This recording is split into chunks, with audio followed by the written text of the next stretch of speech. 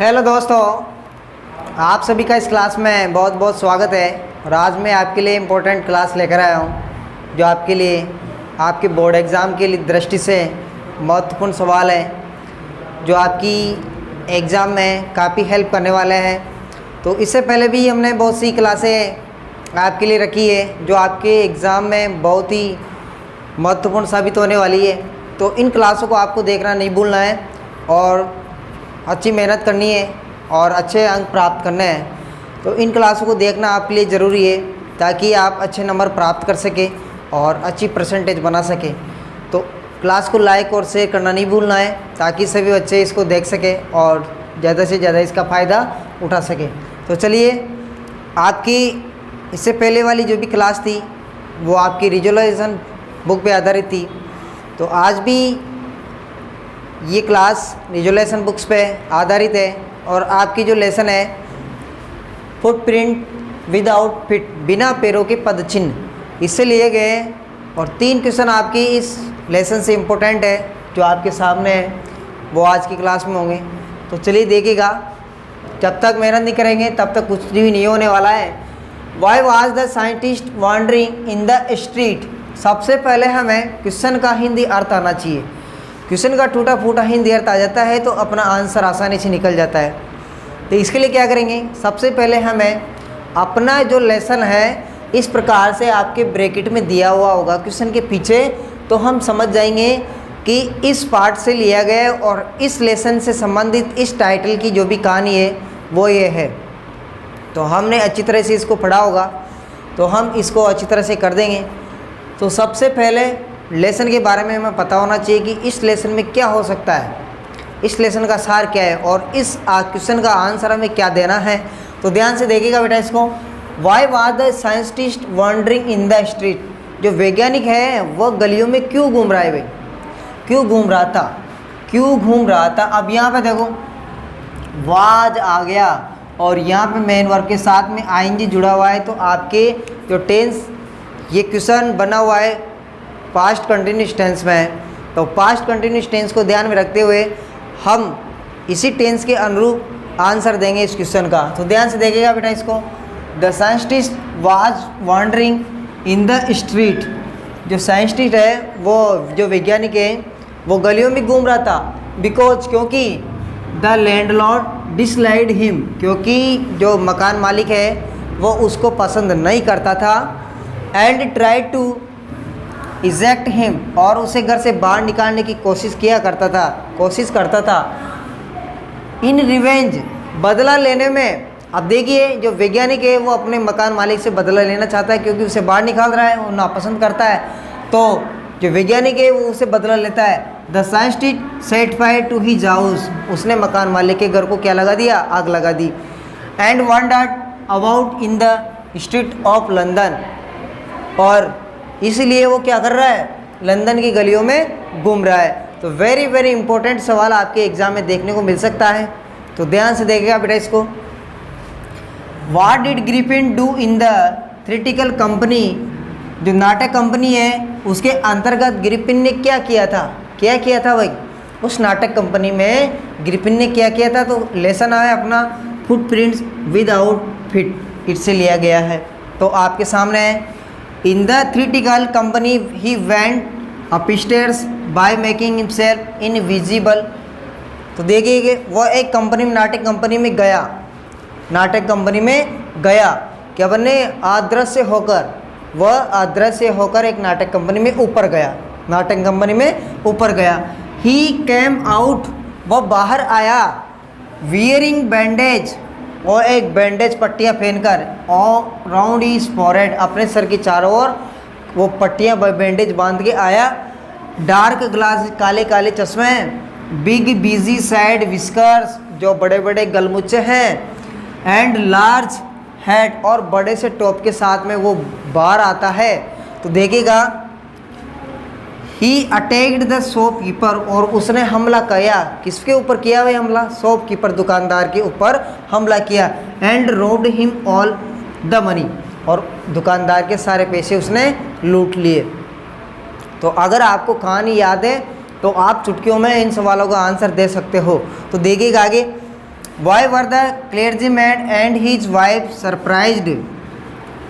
जो पादरी थे, जो क्लेर्जीमैन थे एंड उसकी पत्नी विस्मित क्यों थे, आश्चर्यचकित क्यों थे भाई, आश्चर्यचकित क्यों थे। तो ध्यान से देखिए, लेसन का नाम ही है भाई, बिना पैरों के कोई पदचिन्ह हो सकते हैं क्या। तो वहाँ पे बिना पैरों के पदचिन्ह, भाई वहाँ पे पैर भी दिखाई नहीं दे रहे हैं, फिर भी पैर के चिन्ह मौजूद है। तो ध्यान से देखिएगा इसको, वेरी वेरी इंपॉर्टेंट सवाल आपके लिए। The clergyman and his wife surprised because, तो यहाँ से निकाला बेटा मैंने इसका आंसर आधा, एक लाइन हम आधा आंसर जो निकालेंगे वो क्वेश्चन में से निकालेंगे।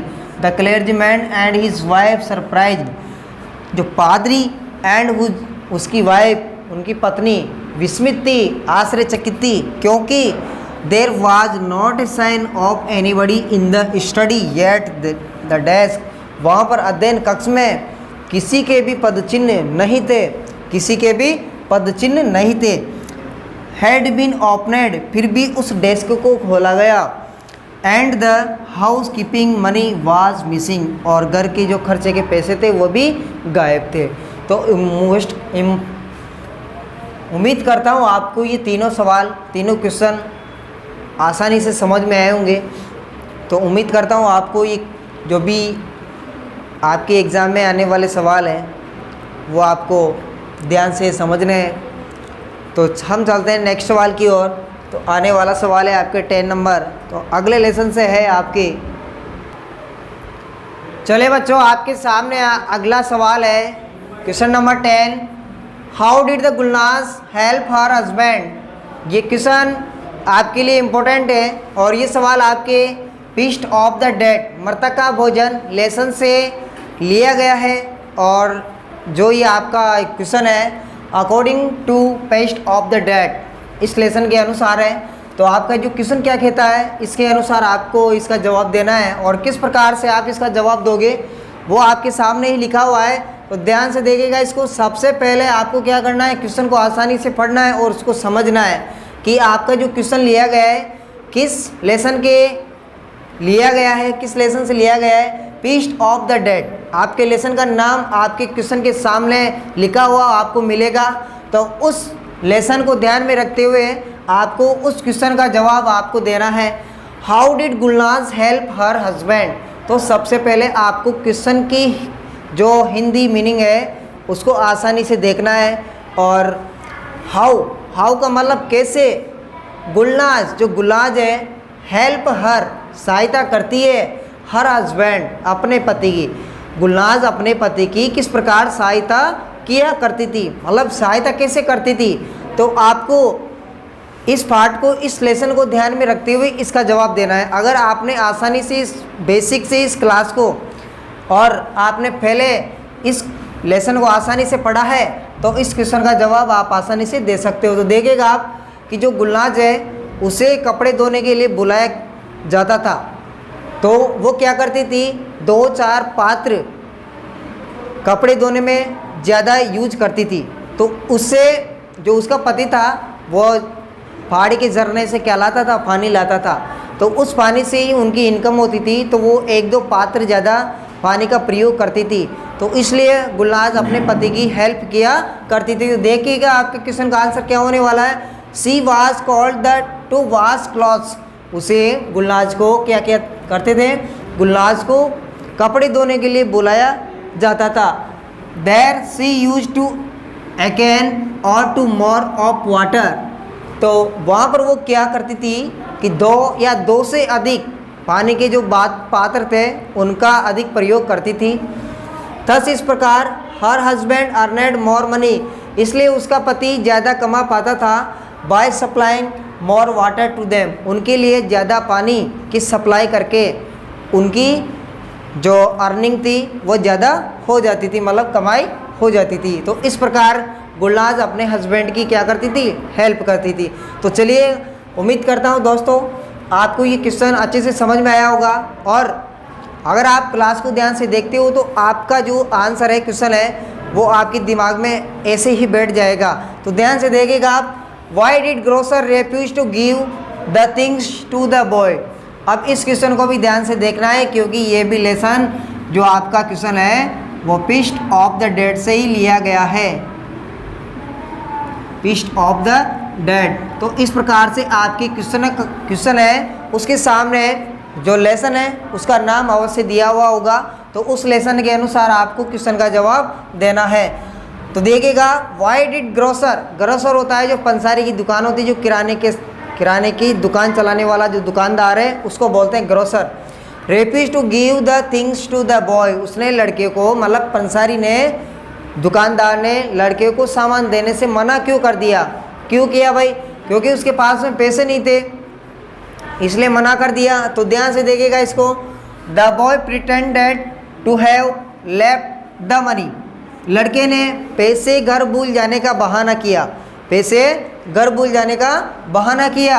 And wanted the grocer to write it down, लड़का चाहता था कि पंसारी इन सामानों की जो पैसे थे उसको अपनी डायरी में लिख ले। तो ध्यान से देखिएगा इसको, but the grocer refuse to give the things without money to him, लेकिन ग्रोसर ने कतई मना कर दिया कि मैं पैसों के बिना तुम्हें सामान नहीं दूंगा।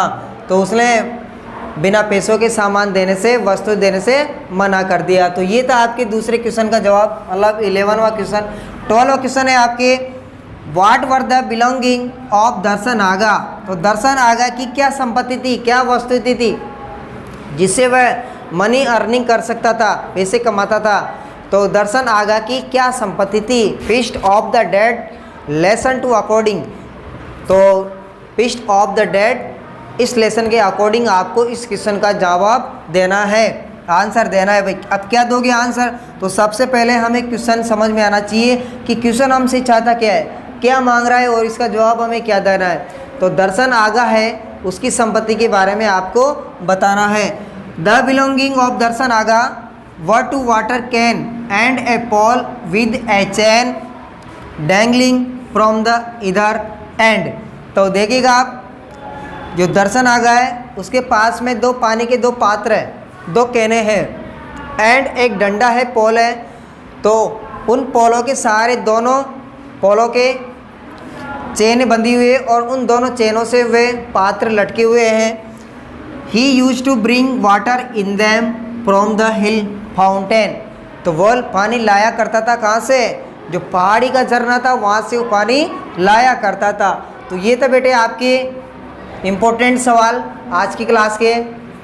तो उम्मीद करता हूँ आपको क्लास से समझ में आई होगी। तो क्लास को लाइक और शेयर करना नहीं भूलना है ताकि सभी बच्चे इसका फ़ायदा उठा सके। तो अगर आपका ज़्यादा सपोर्ट रहा तो इससे भी बढ़िया आपकी क्लास आने वाली है। तो फिर मिलेंगे अगली क्लास में। तो क्लास को देखने के लिए बहुत बहुत धन्यवाद।